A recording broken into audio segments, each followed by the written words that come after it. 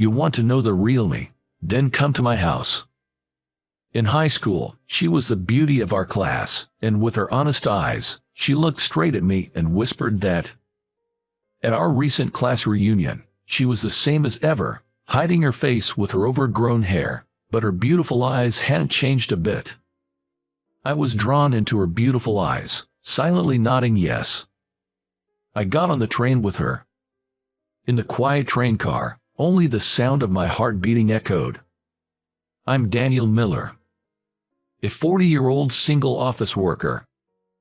After graduating from college, I've been all about work, striving for promotions and working hard towards a stable life, aiming for management positions. Before I knew it, I was 40, and I had no girlfriend. The last time I was in love was in high school. Thanks to my friends who confessed on my behalf, I was able to date her. But our relationship never really progressed, and we broke up after just 3 months. With little romantic experience, now I'm 40 and still single. My colleague Matthew looks at me and says, I'll introduce you to someone nice, let's go out for drinks next time, and my mother has started recommending matchmaking to me. I've begun to feel pressured about marriage as more and more people around me suggest it. On my days off, I searched the internet for matchmaking services and thought about trying a free consultation. But is there really a young woman who would choose a 40-year-old like me? With that thought, I just can't seem to take any positive action. Then one day, I received an invitation to a high school reunion. Excited to see old friends and hoping for a good match with fellow single classmates, I decided to attend the reunion. Then, the day of the reunion arrived in a flash. It was a letdown, as all the classmates who attended were already married. Our child finally made it to middle school, so I've recently switched from part-time to full-time. My kid's in 5th grade now, and more children around us are taking lessons. They're going to cram school and piano lessons, so we're cutting back and saving money. My classmates were busy talking about their children's latest news. I couldn't keep up with the conversation and ate my meal alone, feeling out of place. Then, a little late, a woman entered the pub where the reunion was held. With her face hidden by her long hair, she sneaked into a corner of the venue with an attitude that said, "Don't look at me." Her suspicious, almost thief-like gestures drew everyone's attention. What's up with her? Was she in our high school class? Some whispered, while others stood up saying, I'm curious, I'll go talk to her. Then, approached by curious classmates, she peeked out from her long hair, looking frightened. Hey, isn't that Lily Martinez? A classmate who had been watching from afar spoke up. Lily was the class beauty when she transferred to our school in 10th grade. She was half Spanish and a returnee, with beautiful olive skin and brown eyes. Good at both studies and sports. She was approached by several boys who all ended up getting turned down. Her beautiful olive skin and brown eyes were just as striking as before, peeping out from her long hair. But she seemed like a completely different person, with everything about her appearance and personality changed in a negative way. The once friendly and well-liked girl, who spoke to everyone, was nowhere to be seen. She seemed incredibly scared, unable to make eye contact with anyone. She was utterly isolated from the space where old friends were enjoying themselves.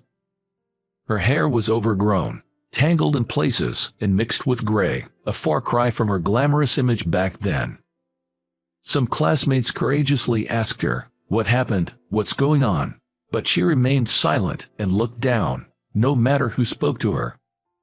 Awkwardness won over, and the classmates began to avoid her as the reunion continued. The women were getting excited talking about their husbands and children's antics. The men were drinking and reminiscing about the old days. It was as if she was just huddled alone in the corner of the room, unseen by anyone's eyes. Why did she come here in the first place? What happened to her after she graduated from high school? Questions about her kept popping into my mind, and all I could see were her eyes. I was terribly worried about her. The reunion came to an end, and everyone started preparing for the after party.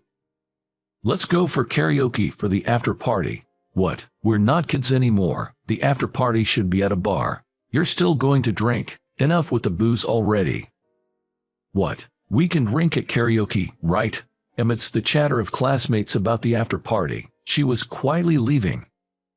Naturally drawn to follow her, I'm stopped by a classmate asking, "Which do you prefer, bar or karaoke?" I replied, "Sorry, I have a meeting early tomorrow for work, so I have to go home early," and pursued her. She was headed to the station with light steps, slipping through the crowd. I chased her hard, but was out of breath, feeling as though everything was going dark in front of me. Am I out of shape because I only do desk work, or is it my age? I thought about various things as I finally caught up with her. Catching my breath on the platform, I nervously approached her. "Lily, do you remember me? I'm Daniel. We were together in our sophomore year in high school," but she remained silent. "Is your home in this direction? I'm going that way too. Let's go back together." I desperately talked to her, who didn't say a word. Maybe I should give up if she doesn't respond.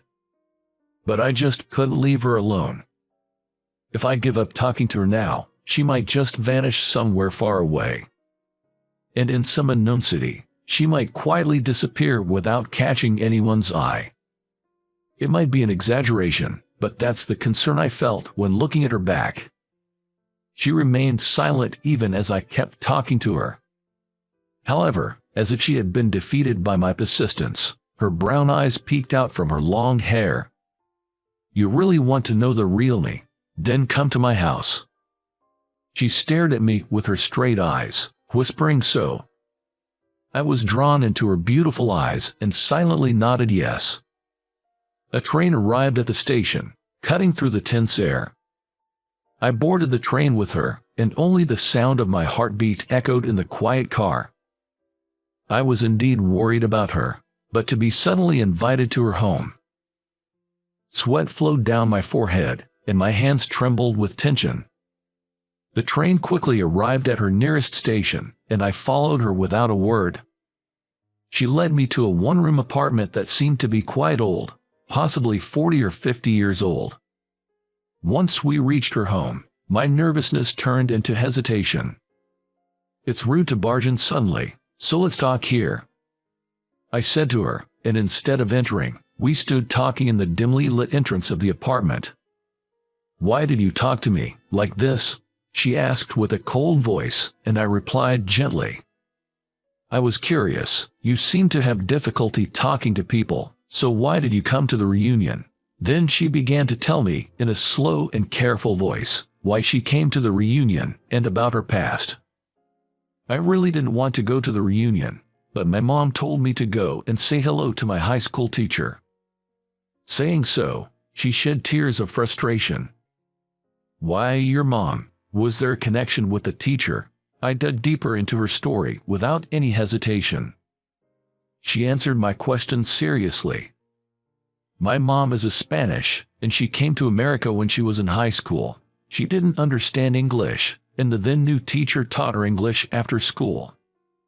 My high school teacher was a veteran English teacher who was about to retire at the time. The teacher is now 80 years old at the time when we turned 40. I can see the image of a teacher who, though elderly, was happily reuniting with former students at the recent class reunion. The teacher had also been the mentor of her mother, Jessica, so she was told, 'You must go to the reunion and greet the teacher,' and forced her to drive there, which she did not want to do.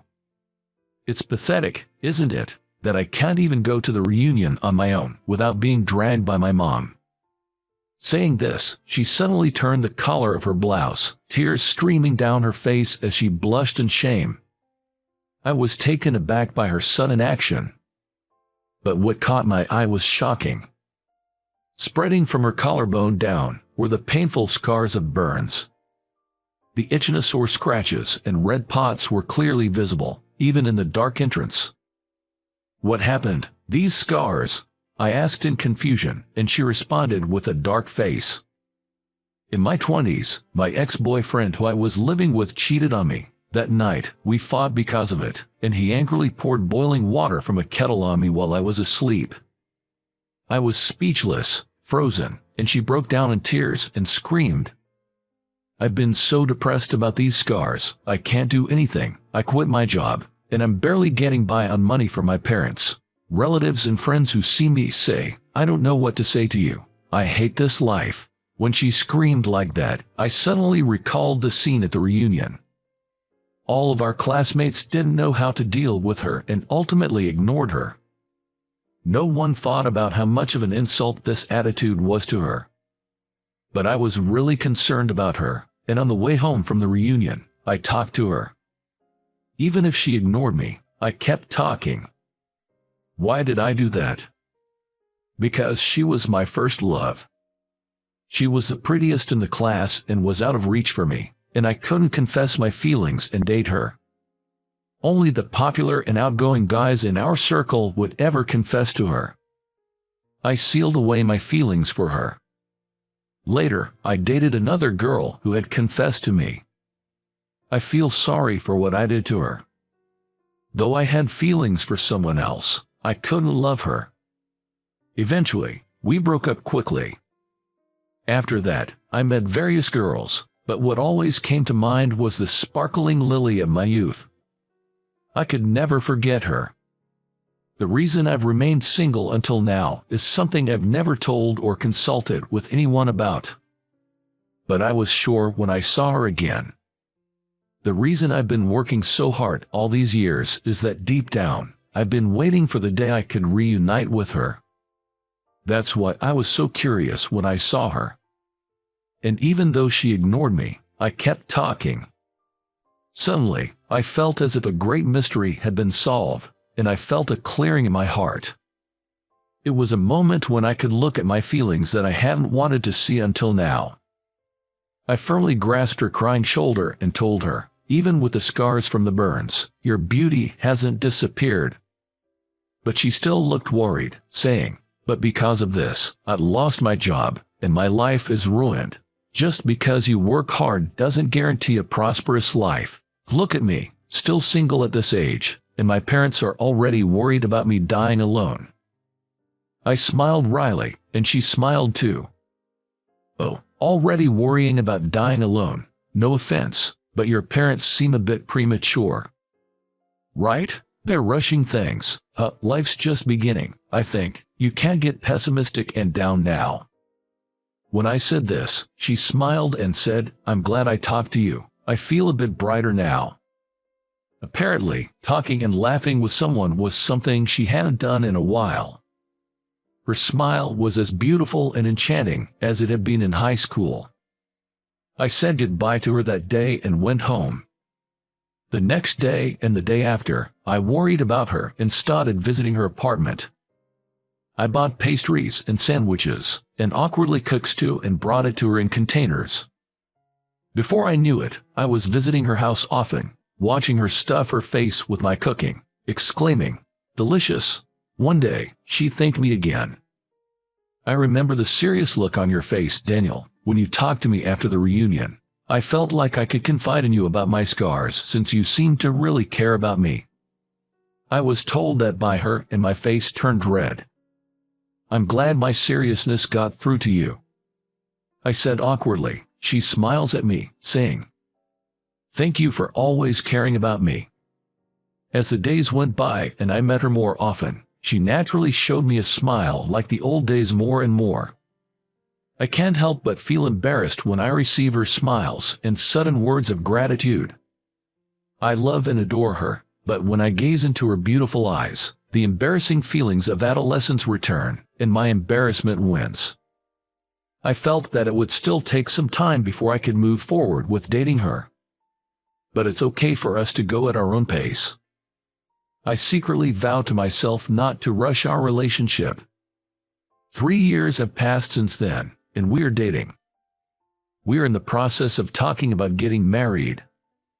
Hey, I want the ceremony to be like this. What do you think? She says, showing me a pamphlet of a wedding in San Francisco, featuring a woman in a traditional white wedding dress.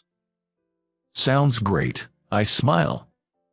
She also smiles, saying, "So, shall we decide on this?" I want to continue watching her smile like that, forever by her side.